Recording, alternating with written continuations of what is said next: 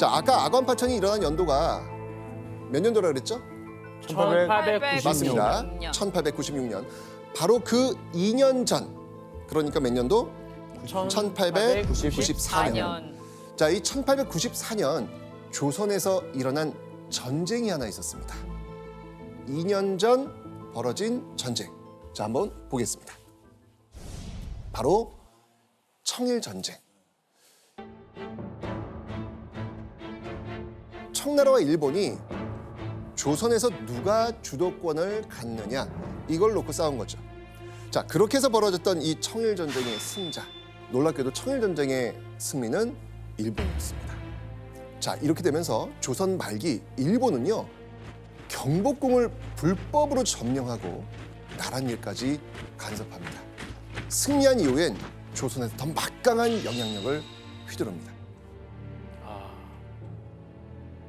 자, 그렇게 일본이 극심한 내정 간섭으로 이 고종의 숨통을 조여오던 그때, 아관 파천 4개월 전 경복궁에서는요, 정말 이게 상상도 할 수 없는 아주 끔찍한 사건이 벌어집니다. 바로 조선 국모 시해 사건, 을미사변입니다.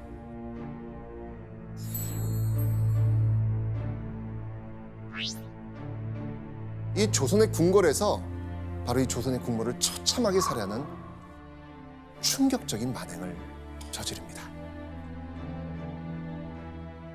그럼 일본은 왜 이 말도 안 되는, 해서는 안 되는, 상상도 할 수 없는 이런 일, 명성황후를 살해한 것일까요? 자, 이 고종과 명성황후가 바로 이 나라와 친하게 지내려고 했기 때문입니다. 일본의 이 심한 압력이 계속되고 있는 상황에서 이 고종과 명성황후는요, 일본을 견제할 방법을 고민하게 됩니다. 그때 그래, 한번 좀 손을 좀 잡아볼 수 있겠다라고 생각한 나라가 바로 러시아였던 겁니다. 조선은요, 이 고종과 명성황후 주도 아래 이 러시아에 은밀히 도움을 요청했고요, 가깝게 지내려고 노력을 많이 했습니다. 바로 그 사실을 눈치챈 일본. 끊어야 되겠다. 네, 그래서 이 명성황후를 죽이는 만행을 저질렀던 겁니다. 근데 교수님, 이 고종과 명성황후가 당시 나라들이 굉장히 많이 있었잖아요, 주변국들이. 그럼에도 불구하고 이 러시아를 끌어들인 이유가 분명히 있었겠죠. 근데 먼저 이제 미국을 끌어들여서 청나라나 일본의 압력들을 죽이려고 했죠. 근데 미국은 돈이 필요해요. 경제적 이권만 관심이 있었지, 외교에는 그렇게 관심이 많지가 않았어요. 그래서 그 다음 차선책으로 조선과 인접한 나라 중에 군사력의 최대 강국 중에 하나가 바로 러시아입니다. 청일전쟁 이후에 일본이 요동반도를 가져갑니다. 그런데 러시아가 못 가게 방해를 해서 결국은 일본이 요동반도를 다시 중국한테 넘겨주는 거죠.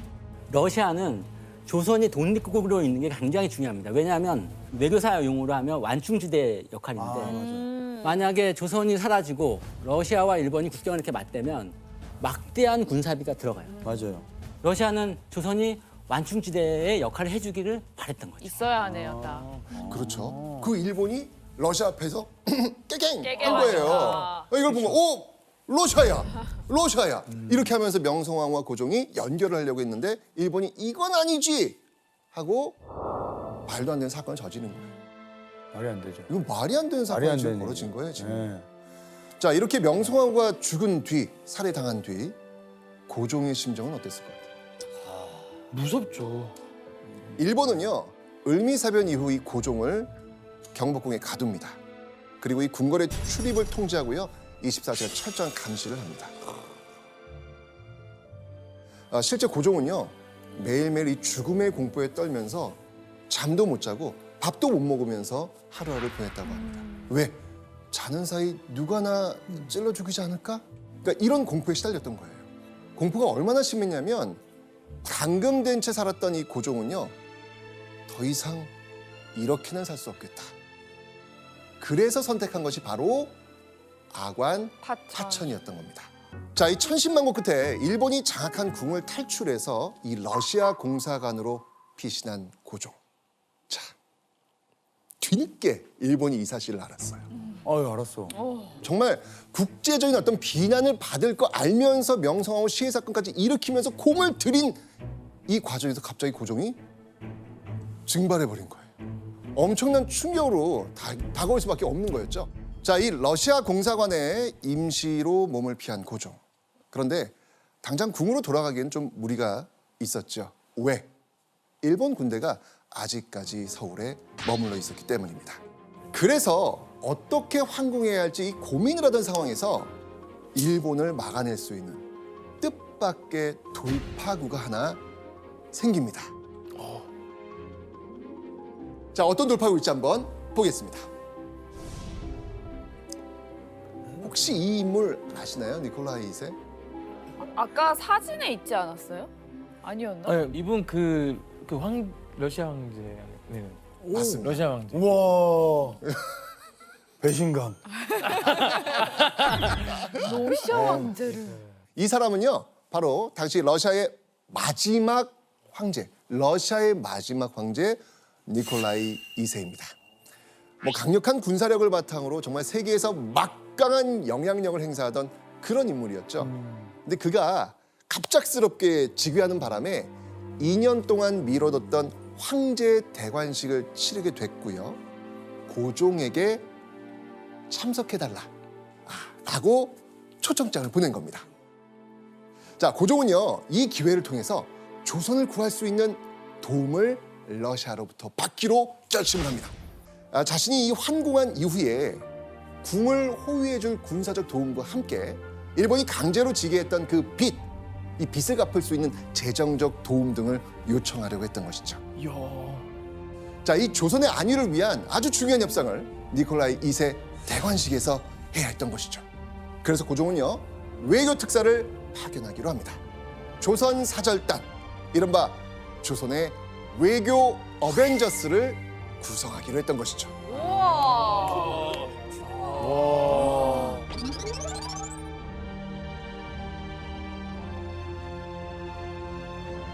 자, 이때 고종이 선택한 조선 사절단의 수장, 과연 누굴까요?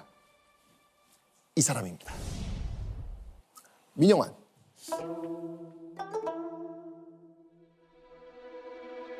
자, 민영환은요, 바로 이 명성황후 집안이자 이 고종의 외가 친척이기도 했던 여흥민 씨 가문의 사람이었습니다.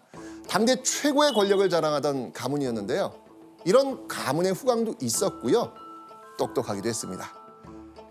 17살 때 과거에 급제합니다. 우리 이제 과거 알잖아요. 배웠죠. 쉽지 않은 거를 17살에. 그러니까. 고1 때. 아, 그렇죠. 자, 그리고 이 조정에 진출한 이후에는요, 고속 승진을 하게 됩니다. 대표적으로 2차례나 이 국방부 장관격인 병조 판서를 지냈고요, 법무부 장관격인 형조 판서를 거칠 정도로 정말 능력 있고 신망받는 그런 신하였습니다. 또 이 민영환이요, 국제 정세에 굉장히 밝았나 봐요. 그 근거가 있습니다. 이 외국인이 드나드는 클럽에 자주 나갑니다. 클럽이요? 바로 정동 구락부. 민영환이 활동한 곳은요, 정동 구락부라는 곳이었습니다. 서울 정동에 조직된 클럽, 미국인들을 중심으로 한 사교 친목 단체였습니다. 자, 민영환이 정동 구락부에서 외국인들하고 교류하면서 정말 발빠르게 세계 뉴스도 듣고 정보도 교환하고 이러면서 국제 정세에 굉장히 밝아질 수밖에 없는 그 상황을 만들어낸 겁니다. 그래서 이 고종과 명성황후가 정말 최측근으로 두고 굉장히 아꼈던 것입니다. 고종은요, 당시 자신이 최고로 신임하던 인물 이 민영환에게 조선 사절단을 이끌 특명 전권 공사의 임무를 맡깁니다. 자, 이 특명 전권 공사라고 하는 건요, 고종이 외교에 대해 정말 전권을 부여하는 거예요. 엄청난 그 그렇죠. 믿음과 힘이네요. 그렇죠. 너의 말이 곧 나의 말이다 라고 모든 걸 다 부여하고 조선의 운명을 이 인물에게 맡긴 겁니다. 자, 그러면 조선의 대표로 러시아에 간 사절단의 모습 한번 보시겠습니다. 아까 봤던 사진입니다. 낯익은 사진 맞죠? 네. 가운데. 민영환 선생님이 보이네요. 공식 사절단은요, 총 4명으로 구성됐는데 한 명 한 명 한번 살펴보도록 하겠습니다. 네네네. 자, 먼저 중앙에 앉은 사람이 바로 왕실을 대표하는 민영환 특명 정권 공사입니다. 그 왼쪽 바로 이 수행원 윤치호입니다. 관료를 대표하는 인물이었고요. 당시 귀했던 미국 유학파, 그러니까 뭘 할 수 있다? 영어. 영어 통역을 담당했습니다. 그 당시에 있었어. 자, 그 옆에 있는 김등년은요, 중인 신분인데요. 이 사절단의 여정을 기록하는 역할로 동행하게 됩니다. 이미 책을 잡고 있는 거 보니까 그렇죠. 남다르네. 우리가 뭘 하고 다 기록을 해야 되니까. 네. 그리고 이제 윗줄로 가면요, 혼자 양복을 입고 있는 조선이 제일 지금 멋있는 보일 것 겁니다. 같아. 네. 김도일, 김도일 지금 보이죠 지금? 네. 이 사람은요, 러시아 국적으로 러시아에서 공부했습니다. 그러니까 뭘 할 수 있다? 러시아어. 러시아. 자, 이 윗줄 오른쪽에 잘 보시면 앳돼 보이는 사람 한 명은요, 바로 이 민영환 공사가 개인적으로 데려간 심부름할 소년이었습니다. 정말 나라의 운명을 맡길 수 있는 정말 외교 어벤져스를 지금 만든 겁니다. 진짜 진짜 어벤져스네. 신기하다. 자, 이 조선의 운명을 품에하는 민영환과 조선 사절단. 그때 민영환은요, 고종이 러시아 황제에게 전달하려며 맡긴 문서를 가지고 있었습니다. 고종의 절박한 심정이 담겨 있는 문서였겠죠. 자, 민영환 역시 절박했습니다. 나라가 다시 온전한 조선이 되기 위해선 고종을 안전하게 환공시켜야 했고, 그러려면 안전을 지킬 군사적 도움을 러시아로부터 반드시 받아와야 했던 것입니다. 어떻게든 무사히 이 러시아 황제에게 고종의 문서를 전달하고 조선이 원하는 요구를 잘 협상해야 되는 그런 임무가 주어졌던 거예요.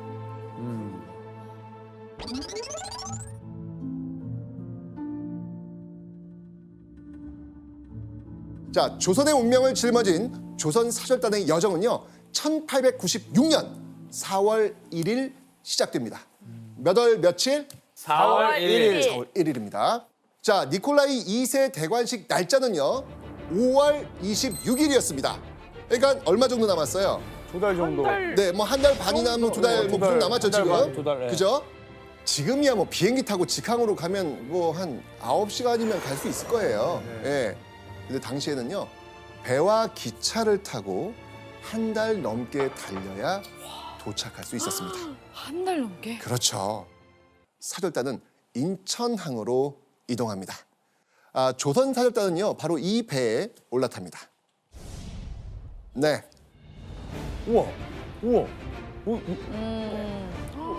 러시아 공사관에서 연결해준 러시아 군함 그레마시오입니다. 그거 요즘 밴드예요, 그냥? 뭐 이 당시 뭐 굉장히 좋은 배입니다. 이 당시는. 첫 경유지인 상하이까지.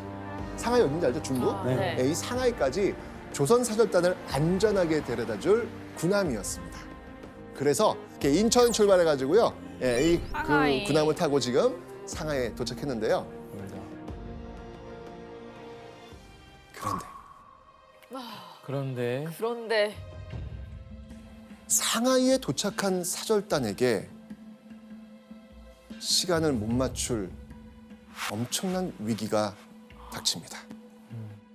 4월 4일에 이 상하이에 도착은 했는데 네. 조금 늦게 도착하는 바람에 타야 할 다음 배의 표를 사지 못했던 겁니다. 뭐 지금이야 뭐 하나를 놓쳐도 다음 비행기 타면 되지만 그때는 어떻겠어요? 그러니까요. 네, 방법이 없는 거예요. 자칫 니콜라이 2세 대관식을 놓칠 수도 있는 그런 위기 상황이었습니다. 자, 어떻게든 이 모스크바에 도착할 방법을 찾아야 했습니다. 그래서 사절단은요, 백방으로 수송합니다. 네. 다행히 다른 배편을 구했어요. 다행히. 오. 자, 그런데 그 다른 배표가 네. 네. 황당해요. 왜요? 완전히 경로가 전혀 다른 반대 방향의 배표밖에 없었던 거예요. 어떤 코스냐면요, 태평양을 건너야 돼요. 말이 안 되는데? 그러니까 태평양을 건너가지고 북미 대륙, 캐나다, 미국 여기를 지나가지고 다시 대서양을 지나가서 영국에 들어가야 되는, 야, 정말 어마어마한 여정이 잡힌 거예요. 그러니까 원래 예상했던 시간보다 더 늘어나서 무려 50여일을 가야 했던 겁니다. 아, 40여일에 갈 수 있는 거를 50여일로. 아, 어떡해. 진짜? 가야 할 시간은 더 늘어났고요. 대양을 2개나 건너야 했기 때문에 길은 더 험난해졌습니다. 그러나 선택지가 없었습니다. 대관식 전에 도착하기엔 이게 최선이었습니다. 사절단은요, 이 어렵게 구한 표를 가지고 우선 일본으로 향하는 배에 다급하게 올라탑니다. 자, 한번 이들의 여정을 한번 따라가 보겠습니다. 자, 저 상하이에서요, 아찔한 위기를 넘긴 이 조선 사절단은요, 배를 타고 일본 요코하마에 도착합니다. 그리고 이 요코하마에서요, 또 한 번 배를 갈아탑니다. 자, 그리고 태평양을 건넙니다. 이 태평양 얼마나 네. 넓습니까, 지금? 말이 안 되는데? 여기서 며칠 동안 있어야 될까요? 여기서도 한 30일? 그 정도는 아니고 20일? 꼬박 열흘. 열흘. 네, 여기서 열흘이. 오, 그래서 4월 29일 날 조선 사절단은요, 북미 대륙의 캐나다 밴쿠버에 도착합니다. 우와. 그래도 큰 거 하나 넘겼다. 아, 일단 왔어요. 태평양 진짜 큰 거 넘겼죠. 자, 근데 이때 이 민영환과 사절단은요, 밴쿠버 호텔에 잠시 묵을 거 아니에요. 정신이 없는 이 상황 속에서 다시 한번 정신없는 상황이 벌어집니다.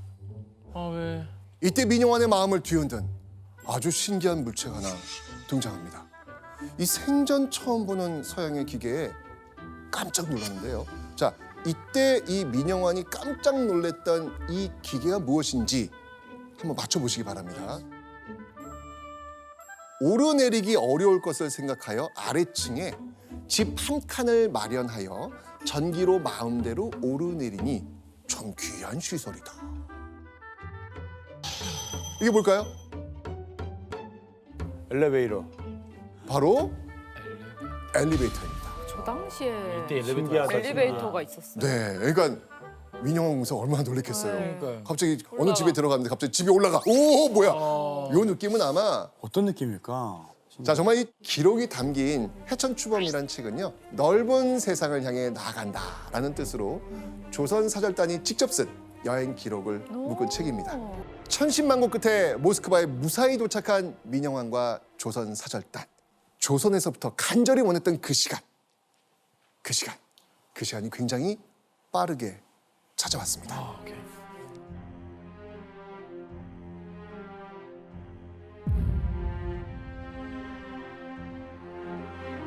도착하고 이틀 후인 5월 22일 모스크바 크렘린 궁전의 니콜라이 2세의 방. 한 남자가 무릎을 3번 꿇으면서 황제에게 다가갑니다. 그리고 황제에게 편지를 하나 건네죠. 드디어 러시아 니콜라이 2세와 민영환이 만난 겁니다. 러시아로 오기 전 고종에게 받았던 그 문서 50일을 소중히 가지고 온 고종의 친서를 드디어 전달합니다. 고종이 러시아 황제에게 무슨 말을 하고 싶었을지 궁금하시죠? 예, 네. 자, 한번 보겠습니다. 지금 황제와 황후의 즉위 대관식을 맞이하여 삼가 짐이 축하의 성의를 전달합니다. 양패하는 해당 사신 민영환을 특별하게 대우하여 주시고 때때로 이 서신을 올릴 기회를 주시어 그가 진술하는 바를 보시고 믿을만하거든 듣고서 받아들여 주시기 바랍니다. 러시아로 간 민영환을 특별히 대우해달라 이런 지금 부탁 지금 하고 있죠. 그리고 이 민영환을 믿고 요구사항을 들어달라라는 이런 간절한 부탁도 들어 있습니다. 정말 이 니콜라이 2세에게 전하는 고종의 그 절박함이 고스란히 담겨져 있습니다. 민영환이 이렇게 친서를 딱 건네자 황제는 이렇게 묻습니다. 모스크바까지 오는데 얼마나 걸렸는가?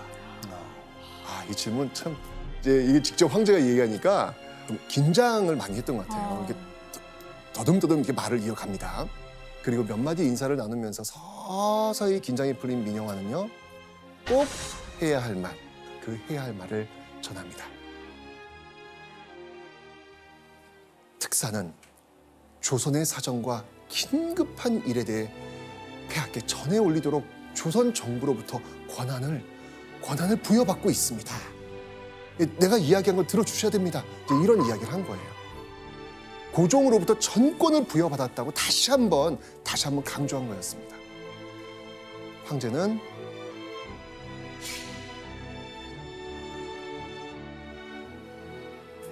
잘 알겠다 라고 답을 하죠. 너무 짧네요. 멀리 왔는데. 그리고 황제와의 만남은 끝납니다. 사실 축하 편지만 건네고 정작 조선의 요구, 구체적인 조선의 요구에 대해서는 입도 뻥끗하지 못한 거예요.